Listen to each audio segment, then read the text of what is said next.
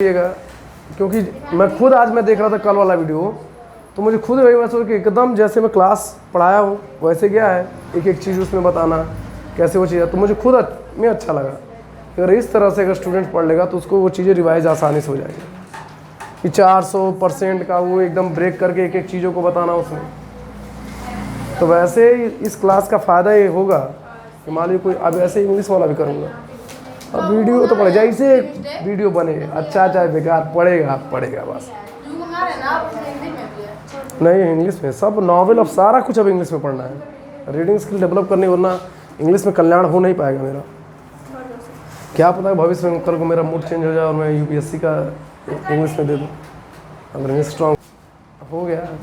अब आप लोग सीधा भी देख लीजिए, कह रहा है यदि टेलीविज़न पर बिक्री कर आप समझते हैं सेल टैक्स, जैसे मान लीजिए अगर 100 रुपये का कोई सामान है उस पर 10% टैक्स लगाकर अगर बेचा जाए तो कितना बेचा जाएगा, 110 रुपये में। तो 10% उसका क्या हो गया, सेल टैक्स हो गया, बिक्री कर हो गया। जब वो जो आप टैक्स देंगे भाई उस पर, कह रहा है कि बिक्री कर क्या था 7.5% से 8% तक बढ़ जाए। पहले 7.5 था, अब कितना बढ़ गया, वो 8% हो गया। तो कितना बढ़ा, %0.5 बढ़ा ना। 7.5% था, अब हो गया 8%, तो कितना बढ़ा, %0.5। फिर आपसे ये बोल, तो उस टेलीविजन पर जिसका मूल्य बिक्री कर को छोड़कर, मतलब जैसे मैं बोलूं कि अगर कोई ऑब्जेक्ट है जिसकी प्राइस 100 रुपीज़ है और उस पर 10% का टैक्स लगकर उसका प्राइस हो जाएगा 110, मैं कह रहा हूं कि बिक्री कर को छोड़ दीजिए तो उसका प्राइस कितना है, 100 है। अगर मैं बिक्री कर को छोड़ बोला ना स्टेटमेंट कि बिक्री कर को छोड़कर तो उसका प्राइस कितना है, 100। तो आपसे बोल रहा है क्या, तो उस टेलीविजन पर जिसका मूल्य बिक्री कर को छोड़कर कितना है, 19,000, मतलब ओरिजिनल प्राइस उस टेलीविजन का कितना है, 19,000 है। अगर मैं लिखूं कि ओरिजिनल प्राइस क्या है, 19,000 है। अब आपसे क्वेश्चन में ये कह रहा है तो कितना पैसा अधिक देना पड़ेगा जब वो बेचा जाएगा, तो आपको बिक्री जो उसका मूल्य है ओरिजिनल उसको छोड़ के आपको कितना पैसा अधिक देना पड़ेगा। जैसे मैं बोलूं कि 100 था, 10% आपको टैक्स देना पड़ा, 110 का होगा तो आपको कितना रुपया अधिक देना पड़ा, 10 रुपया ना। अरे 10 रुपया देना, तो आपने किया क्या, ओरिजिनल प्राइस का 10% क्या किया, निकाल लिया। अरे यही तो किया ना आपने, तो आपको पता चल गया कि हमको कितना रुपया देना पड़ा, 10 रुपया। वो क्वेश्चन में यही पूछ रहा है तो कितना पैसा अधिक देना पड़ेगा।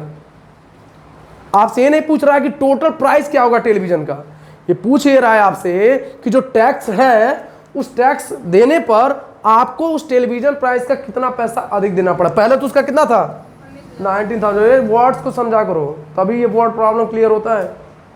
19,000 था प्राइस, सेल टैक्स कितना बढ़ा, बिक्री कर 7.5% से 8% तक बढ़ गया, मतलब बढ़ा कितना, %0.5%। तो हम क्या करेंगे, 19,000 का 0.5% निकाल लेंगे तो हमको पता चल जाएगा ना कितना पैसा हमको अधिक देना पड़ा। क्यों जी, अरे ऐसे समझो कि मान लो 100 रुपया था, टेलीविज़न का प्राइस 10% पे बेचा जा रहा था, लेकिन इसको बढ़ा के क्या कर दिया गया, इसको बढ़ा के 11% कर दिया गया। तो कितना बढ़ा, इस पे 1% बढ़ा, तो कितना इसको बिक्री मतलब देना पड़ेगा अधिक पैसा, तो 1% निकाल लो इसका। तो 100 का 1% कितना होगा, 1 रुपया होगा। तो कितना अधिक देना पड़ा, 1 रुपया ना। इसका मतलब हमको 19,000 था, 7.5% बिक्री कर था, अब हो गया 8%, तो %0.5% इंक्रीज हुआ।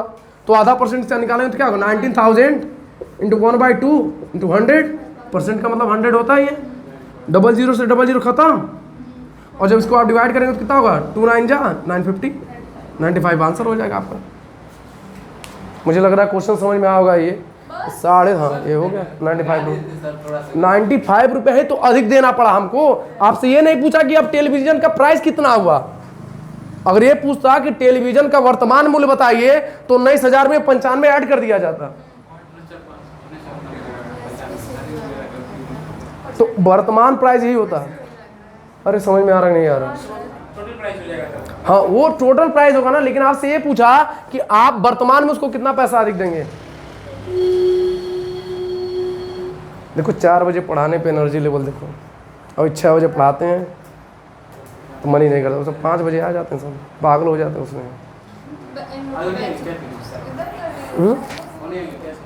सब आएंगे, कौन नहीं आएगा। कि एक व्यक्ति अपनी आय का 15% खर्च करता है, 15% खर्च करता है। यदि उसका व्यय मतलब होता है खर्च 75 रुपये हो तो उसकी आय क्या है। तो हम एक काम करते हैं, पहले बेसिक से लगाए तो माना आय जो होगा x मान लो, x मान लिया। तो क्या कह रहा,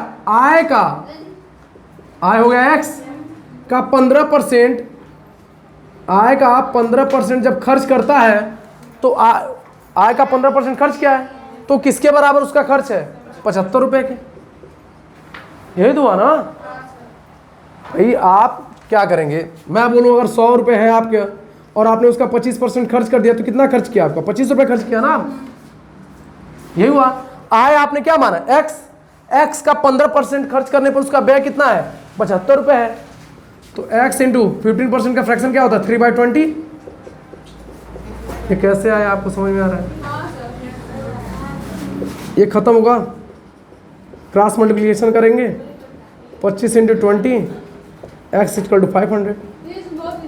आपका आय पता चल गया। अरे मैं दूसरा तरीका भी बताने जाता हूँ, समझ में आए। ये बेसिक हो गया, क्या आय का 15%। अब दूसरा तरीका देखिए,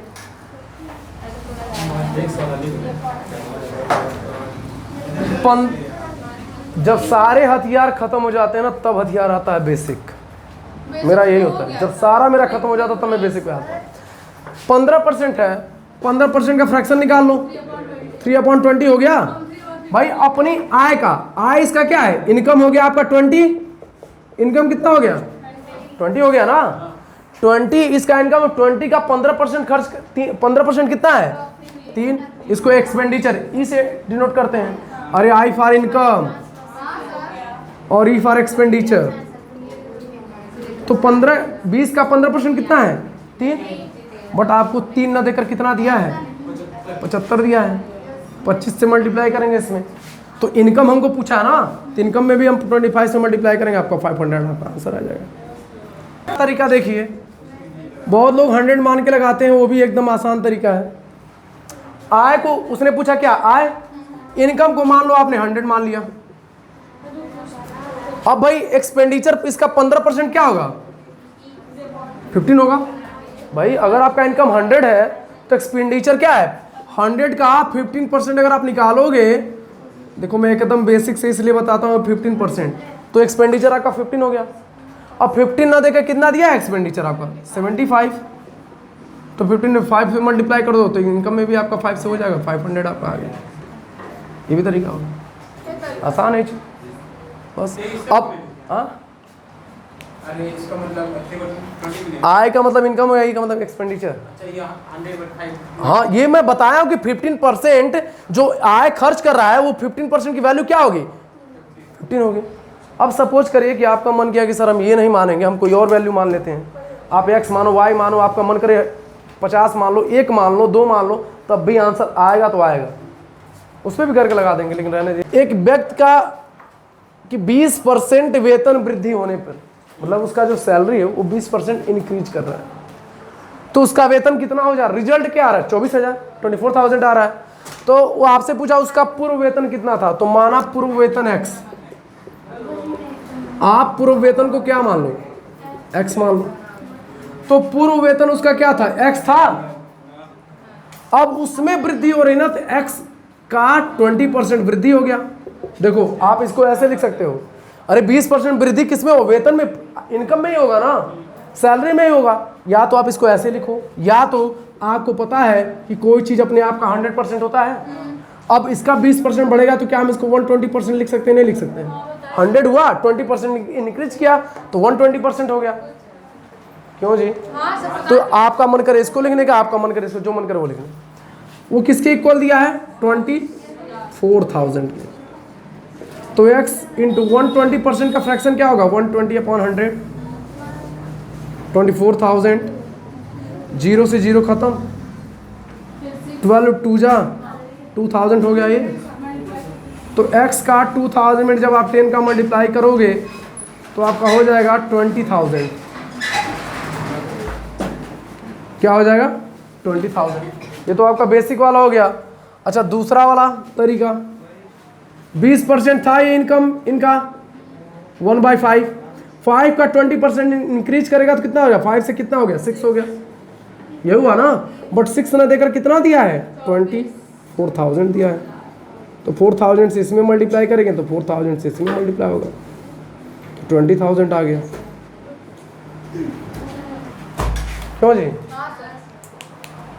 नोट करिए, क्वेश्चन लगा। हम लोग कह रहा है यदि किसी विद्यालय में कुल विद्यार्थियों के 60% लड़के हैं, अगर टोटल स्टूडेंट्स के 60% लड़के हैं तो लड़कियां कितनी होंगी? 40% होंगी। 40% लड़कियां होंगी ना। कह रहा है और लड़कियों की संख्या कितना दिया है? 972। आपसे पूछा तो इस विद्यालय में कुल कितने लड़के हैं, तो हम क्या करें? बॉयज की माना लड़कों की संख्या क्या? x मान लीजिए।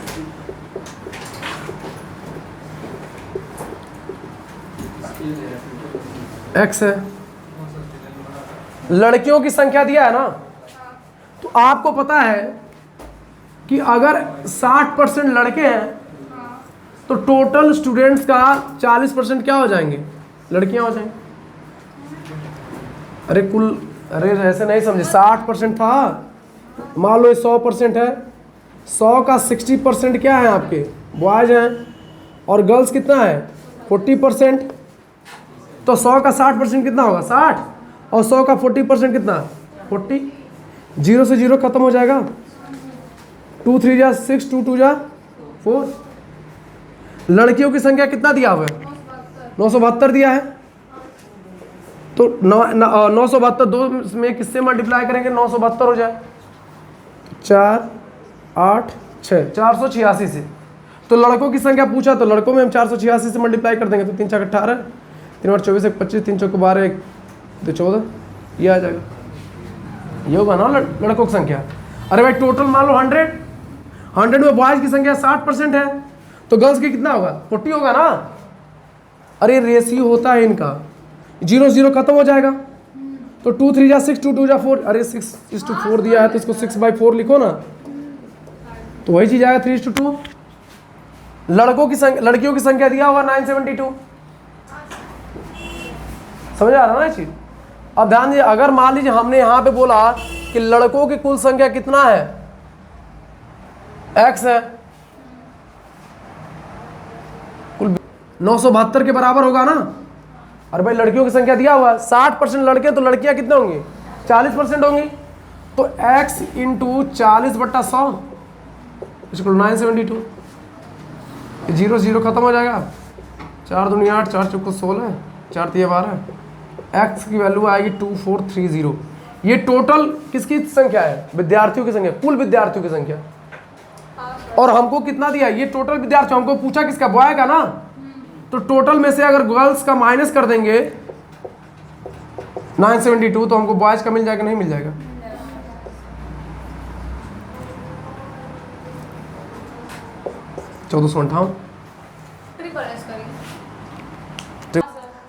किसी विद्यालय में कुल विद्यार्थियों के 60% क्या है? लड़के। 60% की फ्रैक्शन क्या है? 3/5। तो ध्यान दीजिएगा, टोटल स्टूडेंट्स कितने हैं? टोटल स्टूडेंट्स क्या है? 5 हैं। भाई कुल विद्यार्थियों का 60% लड़के हैं ना, और ये बॉयज की संख्या कितनी हो गई? 3। तो मान लीजिए टोटल 5 स्टूडेंट्स हैं, उसमें से बॉयज कितने हैं? 3। तो गर्ल्स कितने होंगे? गर्ल्स 2 होंगी। होगा ना रेशियो ये? क्यों जी? अरे भाई टोटल 5 हो गया, 3 आपके बॉयज हो गए, तो गर्ल्स की संख्या कितनी? 5 में से 3 क्या? 2। 2 ने देकर कितना दिया है? 972। बस ये तो सबसे आसान था।